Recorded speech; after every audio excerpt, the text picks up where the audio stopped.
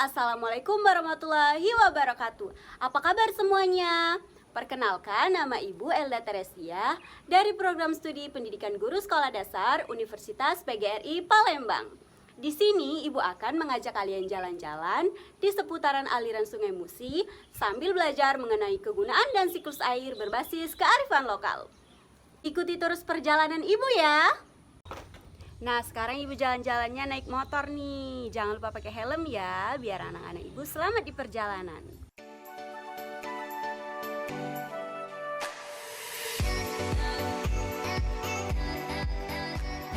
Nah, sekarang Ibu sudah sampai di tepi aliran Sungai Musi, Palembang.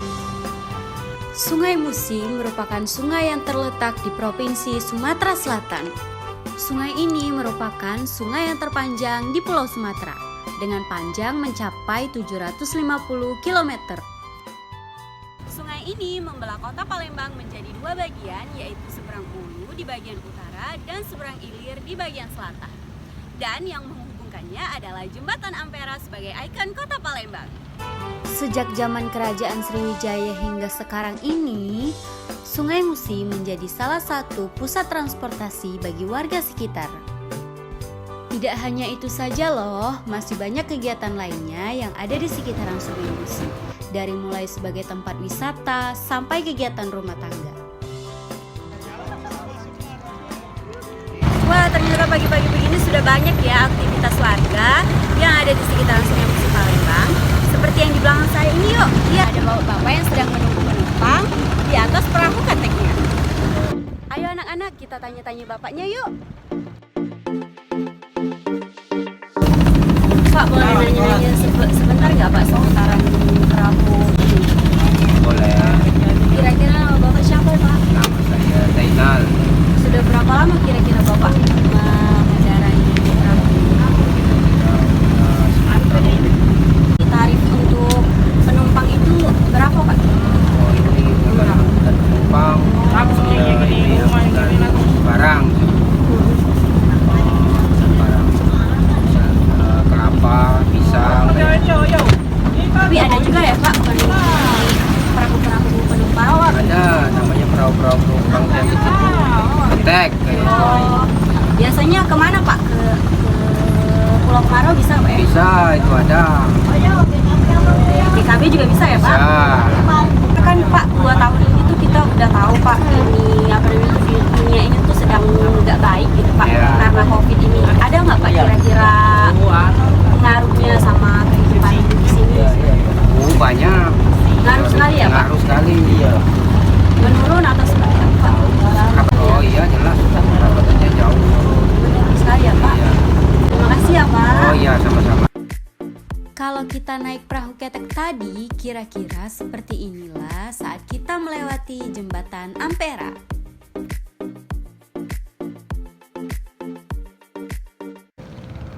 Nah, anak-anak sudah melihat kan penjelasan dari Bapak tadi mengenai kapal penumpang yang ada di tepi aliran Sungai Musi Palembang. Sekarang kita jalan-jalan lagi ke sana yuk.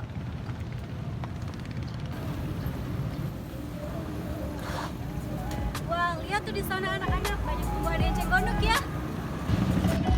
Eceng gondok merupakan tanaman air yang hidupnya mengapung. Eceng gondok biasa hidup di aliran-aliran air yang tenang, seperti rawa, danau, dan sungai.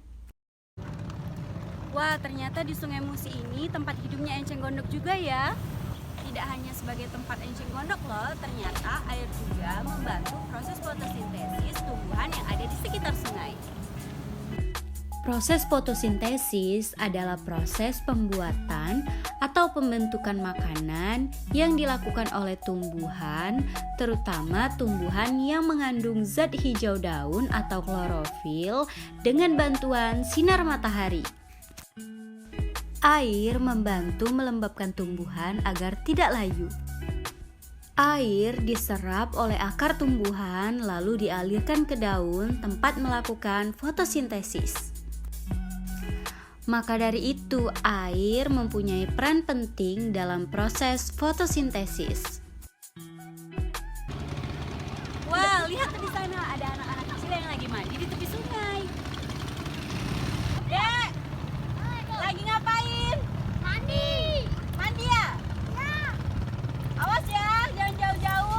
Wah, ternyata aliran Sungai Musi juga dijadikan masyarakat untuk kegiatan rumah tangga seperti mandi dan mencuci.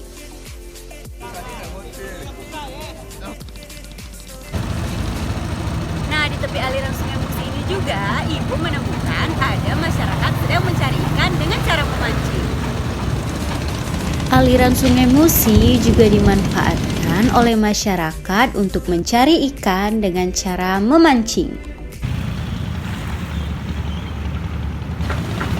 Ternyata di Sungai Musi juga menjadi tempat hidup bagi hewan-hewan seperti udang, ikan, dan lain sebagainya. Sungai Musi terkenal sebagai penghasil ikan yang melimpah. Maka dari itu, tak heran jika makanan khas kota Palembang kebanyakan terbuat dari olahan ikan. Seperti pempek, tekwan, bahkan pindang.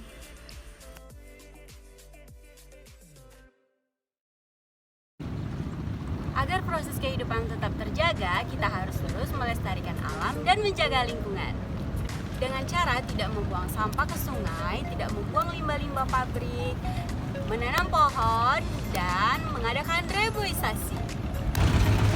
Ayo kita sama-sama menjadi orang baik dengan menjaga lingkungan. Ke Palembang tidak lengkap rasanya kalau tidak mengunjungi destinasi wisata kota Palembang. Penasaran ibu mau kemana? Ikuti perjalanan ibu selanjutnya ya.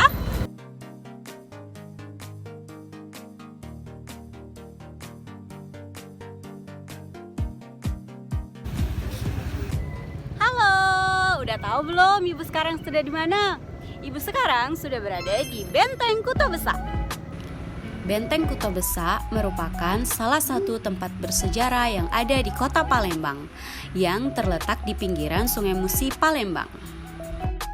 Benteng ini dibangun pada abad ke-17 pada masa Kesultanan Palembang Darussalam. Pada masa itu dibangunnya benteng ini sebagai pos pertahanan dari serangan Belanda.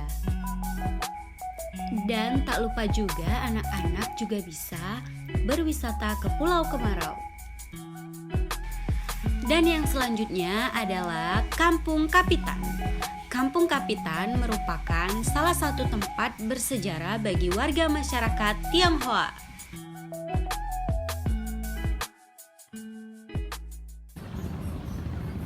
Wah, ternyata di sini juga ada patung Iwak Belido anak-anak ibu. Ayo kita ke sana. Sekarang ibu sudah berada di depan patung Iwak Belido. Tugu Iwak Belido berada di kawasan Benteng Kuto Besak. Tugu ini melambangkan ikan khas dari kota Palembang.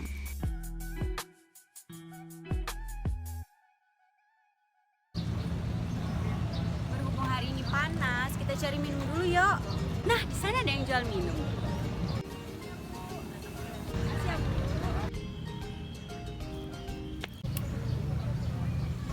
Jangan lupa minumnya dengan air yang bersih ya, agar kita semua terhindar dari penyakit. Nah, anak-anak ibu sudah tahu belum bahwa air bersih itu punya ciri-ciri loh. Yang pertama, tidak berbau, tidak berasa, tidak berwarna, dan tidak mengandung zat kimia berbahaya. Jangan lupa ya, kita harus memenuhi kebutuhan air di dalam tubuh kita, yaitu minimal mengkonsumsi air sebanyak 2 liter agar kita semua menjadi sehat dan terhindar dari dehidrasi. Kita ke sana lagi yuk teman-teman, ada apa kira-kira di sana? Ayo. Wah, ternyata di bawah sana ada warung apung. Ayo kita ke sana.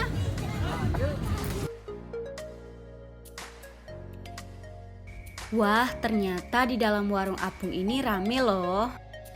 Banyak wisatawan dalam maupun luar kota menikmati makanan khas kota Palembang di dalam warung apung.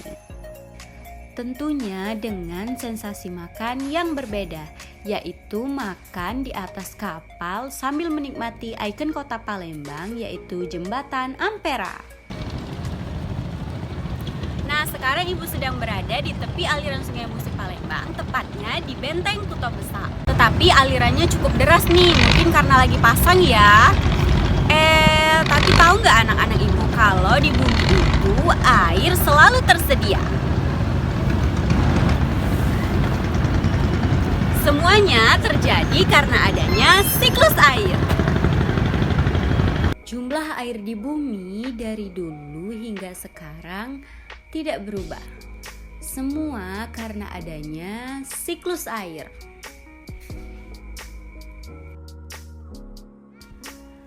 Siklus air merupakan proses perputaran air yang terjadi terus-menerus dari permukaan bumi ke atmosfer lalu kembali lagi ke permukaan bumi. Prosesnya dari cuaca yang cerah, lalu mendung, dan kemudian turun hujan.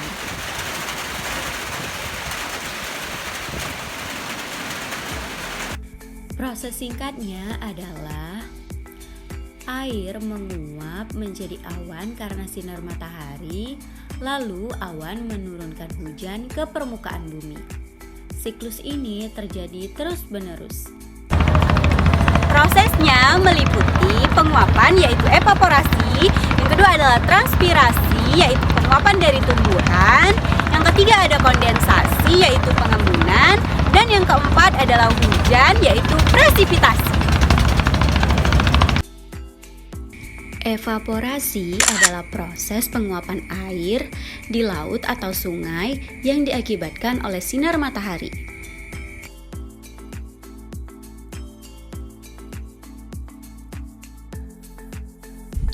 Lalu ada transpirasi, yaitu penguapan air yang ada di tumbuhan akibat sinar matahari.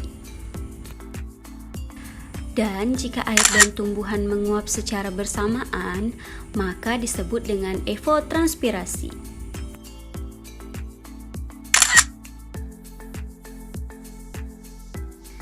Dan yang selanjutnya ada tahap kondensasi.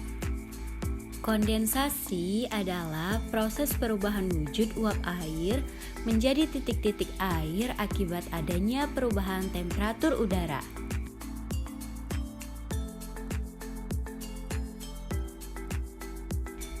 Dan tahap terakhir adalah presipitasi atau yang biasa disebut dengan hujan. Nah, begini ya kira-kira ilustrasi tahapan dari siklus air. Yang pertama ada evaporasi, transpirasi, lalu mengkondensasi, lalu terjadi hujan. Siklus ini terjadi terus-menerus secara berulang.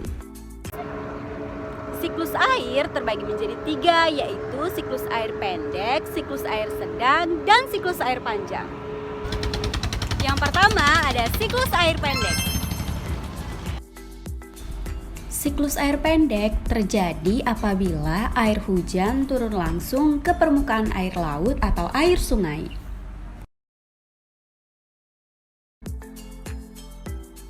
Prosesnya meliputi evaporasi, kondensasi, lalu terjadi hujan di permukaan air laut atau air sungai.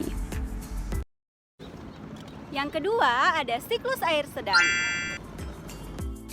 Siklus air sedang terjadi apabila angin menggerakkan uap air ke daratan, lalu di daratan turun hujan. Air hujan tersebut mengalir ke lautan atau ke sungai. Tahapannya hampir sama dengan siklus air pendek, tetapi yang membedakannya hanya pada proses presipitasinya, yaitu berada di daratan. Dan yang terakhir ada siklus air panjang. Siklus air panjang adalah proses yang presipitasinya berupa salju atau kristal es. Tahapannya meliputi proses evaporasi, kemudian terjadi sublimasi yang akan menciptakan awan yang mengandung kristal es. Lalu kristal es tersebut turun ke permukaan bumi berupa hujan salju atau hujan es. Salju yang jatuh ke permukaan bumi membentuk gletser atau sungai es, lalu kemudian mencair dan mengalir ke laut. Pada siklus air panjang, awan bergerak ke tempat yang relatif dingin. Sehingga pada proses presipitasinya uap air tersebut jatuh dalam bentuk hujan salju atau hujan es. Salju dan es memerlukan waktu hingga berbulan-bulan untuk bisa mencair. Karena membutuhkan waktu yang lumayan lama untuk air mencair dan kembali lagi ke samudra, maka siklus air seperti ini disebut dengan siklus air panjang. Daerah yang sering mengalami siklus air panjang yaitu daerah kutub, pegunungan, dan kawasan-kawasan seperti Eropa dan Amerika. Tapi walaupun begitu, kita harus terus menjaga lingkungan dan melestarikan air. Yang pertama yaitu menggunakan air secukupnya. Menggunakan air secara secukupnya termasuk cara kita dalam menghemat air. Berikut cara kita dalam menghemat air. Yang pertama, saat kita menyikat gigi, taruh air dalam gelas untuk berkumur. Jangan biarkan air terus mengalir dan pastikan keran air tertutup dengan benar. Cara kedua, saat mandi usahakan menggunakan shower. Karena pemakaian airnya lebih sedikit daripada menggunakan bak mandi atau menggunakan bathtub. Usahakan mandi tidak lebih dari 5 menit.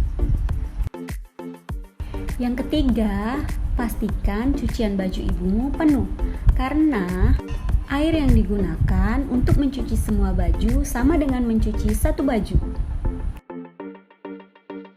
Cara keempat yaitu pada saat mencuci piring, tampung air untuk bilasan cuci piring karena akan menghemat air daripada menggunakan air yang mengalir.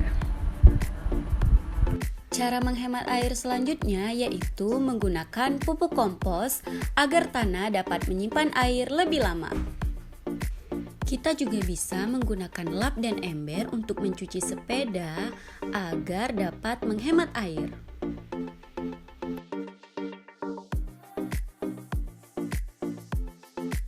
Selanjutnya, kita bisa menghemat air dengan menyiram tanaman menggunakan air bekas cucian beras.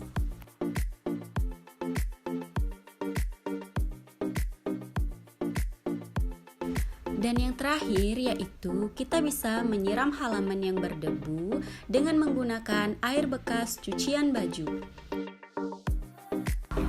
Dengan cara itu saja kita bisa membantu orang-orang yang kekurangan air dan membantu mengubah masa depan menjadi lebih baik. Ayo anak-anak semua hemat air dari sekarang. Yang kedua, tidak membuang sampah sembarangan atau tidak membuang sampah ke aliran sungai. Membuang sampah sembarangan ke sungai dapat membuat sungai menjadi tercemar.